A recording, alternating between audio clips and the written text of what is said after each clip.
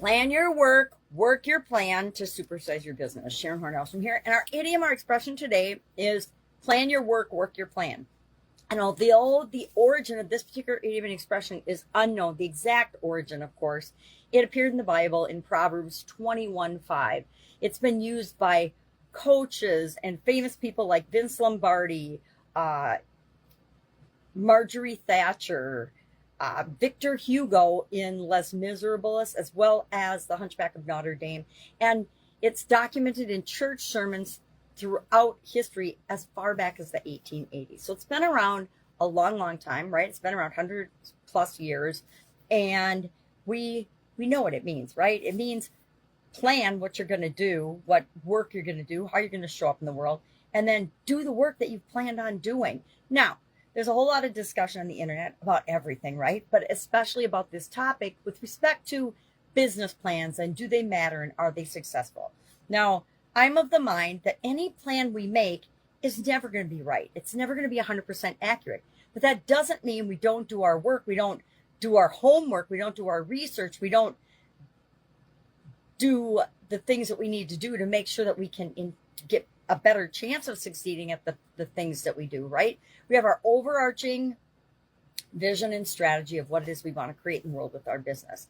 Well, how are we going to make that happen if we don't know what's going on in the world, what our customers want, who our customers even are, and then how we're going to serve them and solve problems for them to the best of our ability? How are we going to create value in the world? We have to have a plan for that, and that involves doing some homework, doing some research, having a plan. I have all kinds of tools and frameworks and strategies and techniques and things that I personally do when I'm growing and building and supersizing or starting a new business, right? Each stage of our business requires slightly different skills and plans than initially starting it out. I think a lot of the research that's done in this area, especially with respect to businesses, is on startups. So why do all these startups fail?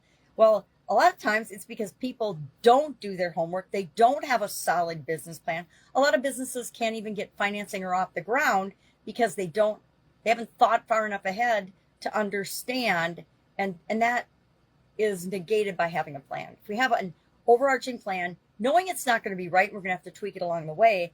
At least we have a blueprint or a framework to start from, a place to start from, a guidebook or a guidepost to say, okay, this is where we're going. This is why. This is who we're serving, etc. So not a huge fan of business plans. I don't think they're absolutely positively necessary in terms of the structured business plan that you go out and use to get financing. I don't think they're very practical. I am a huge believer in plans and planning and taking action on our plans, though.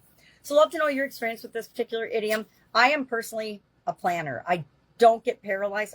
Probably did when I was younger in terms of over-analysis and deciding what to do. Now I have more of a propensity for taking action, figuring out what works and what doesn't, and moving quickly because I know how much more powerful that is and how much more momentum we gain by doing that than having every little detail or waiting for everything to be perfect. Because guess what? Nothing is ever perfect, including us. So our business won't be perfect either. Our plan, our perfect plan that we've laid out for how we want our business to go and grow, I guarantee it's not gonna go according to your original plan.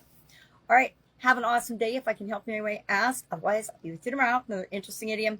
What does it mean? Where does it come from? And how might you use it to supersize and grow your business? How much of a planner are you? I'm about a 50-50 planner. Although I learned in college that we're supposed to spend 80% of our time planning and doing research and structuring before we act.